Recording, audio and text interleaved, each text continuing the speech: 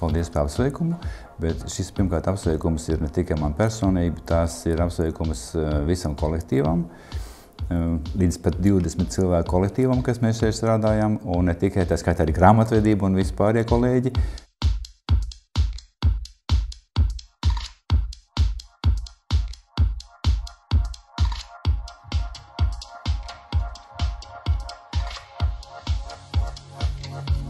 Lielākais izaicinājums šeit bija laiks, jo tas laiks, kas mums bija atvēlēts šim projektam, bija ļoti maziņš, nepilni pusotru gada.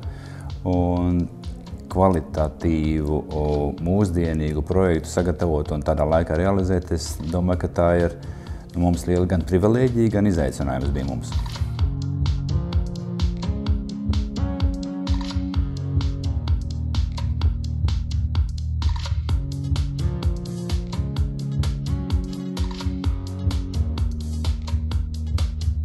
Esmu LNK Industrijas faktiski jau 4 gadus vairākā, un šis bija otrais projekts. Pēc summām viņi ir līdzvērtīgi. Iepriekšējais man bija ostā piestāta no terminālas pārkraušanas, arī 20 miljoni, šeit ir 21 miljonus, bet viņi ir savādāk. Šis projekts, iepriekšējais bija projekts inženieru hidrobūve, faktiski tā bija piestātne, un tehnoloģijas pārkraušanas tāds sarežģīts komplekss. Tur bija Ja mēs tādā projektā strādājam faktiski tāda 4-5 cilvēku komanda, tad šeit mēs bijām 20 cilvēku komanda universitātē. Bet katrs projekts ir savādāks un katrs ir ar savu izaicinājumu. Šis bija tādu vairāk tā kā ārēju glancījā veids faktiski projekts. Ja šeit projektē viss ir redzams un līdz katram sīkumiņam, tad iepriekšējais projekts tur bija faktiski viss zem zemes, viss zem ūdens Daugavā. Un specifika ir ļoti atšķirīga. Tur bija pamatā noturība, drošums, tad šeit bija atkal gan noturība un drošums, plus vēl prasības par kvalitāti. Tas ir tas lielais izaicinājums.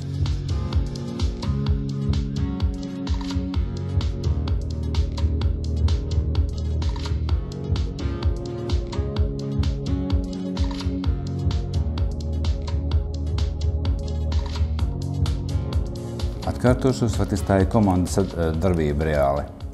Plus vēl arī, ne tikai, tas ir arī kompānijas vadības uzticība un palīdzība un viņu plecs, teiksim, atbildīgos brīžos, jo, ja projektu vadītājs reizēm kaut kur apstājās, viņš tad lūdz palīdzību kolēģiem un vai pat vadībai reizēm jālūdz, jo ir daudz līdzdalībnieku bez projekta, bez mūsu celtniekiem, ir projektētāji, ir pasūtītājs, ir būvuzraugi. Un tas kopīgais rezultāts ir tikai kopā visiem strādājot. Teiksim, iepriekšējā projektā inženieru būvē ostā mums bija faktiski manis un kolēģi veidot komandu. Faktiski mēs bijām nedaudz cilvēku, bet mēs bijām jau tā kā, es arī piedalījos faktiski savas komandas komplektācijā. Tad universitātē mēs bijām tā kā no LNK un mūsu meitas uzņēmuma salikta komanda, faktiski labākie cilvēki. Un veiksmīgi mēs sadarbojamies. Un tad, tas ir veiksmes arī faktiski reizēm faktors nostrādā, ka tiešām cilvēki ir atbildīgi un labākie izvēlēti.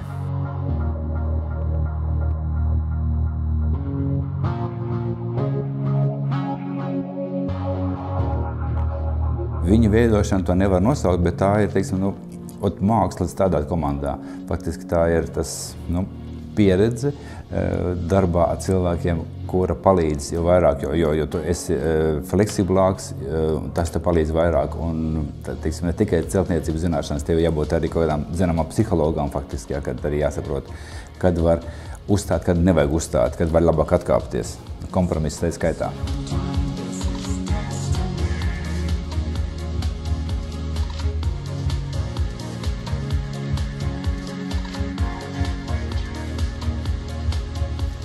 Izaugsme ļoti dažāda. Pamatā šie speciālisti ir ar vēlmi strādāt.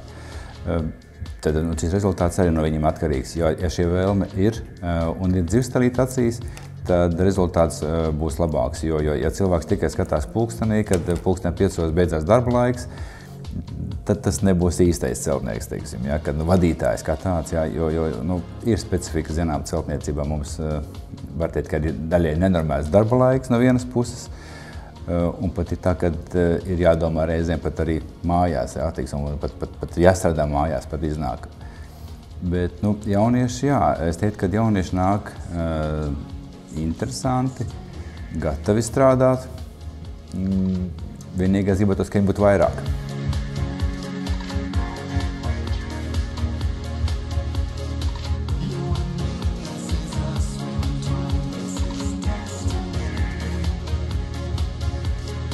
Galvenais ir nebaidīties no izaicinājumiem, nepārvērtēt sevi, ieklausīties pieredzē, būt gataviem kompromisiem, un tai vēlmei jābūt faktiski, jābūt kādai, atkārtošu vēlreiz, dzirkstelītei jābūt ir.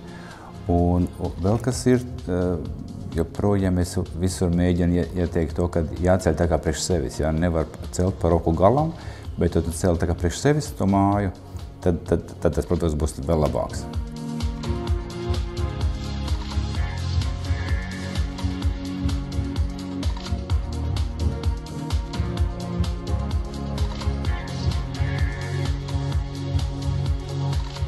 Katru reizi tā pieredze ir savādāk, bet tas ir tas jaukais profesijā īstenībā, kad tu atnāc uz tīru lauku un tu liekas, ka wow, šeit jābūt pēc gada vai pēc 2, jābūt lielai ēkai, kas ir paudzi vēlāk kalpos un liekas, ka kā mēs to paspēsim, cik rokas te būs vajadzīgs, cik cilvēku, kā te strādāsim.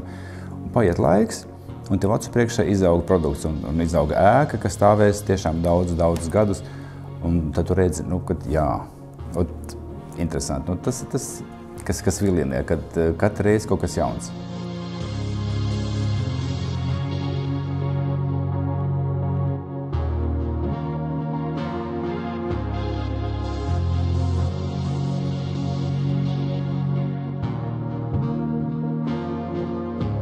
Protams, ir jāmāk un ir jābūt kādām vēdlodziņam, kas tev ļauj, jo tas nebūtu normāli, manuprāt, ka to nevar izturēt ilgā periodā.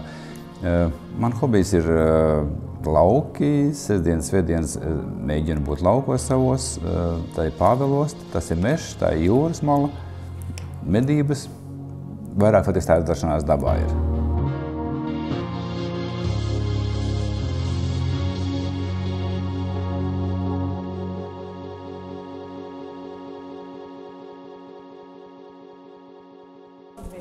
Paldies!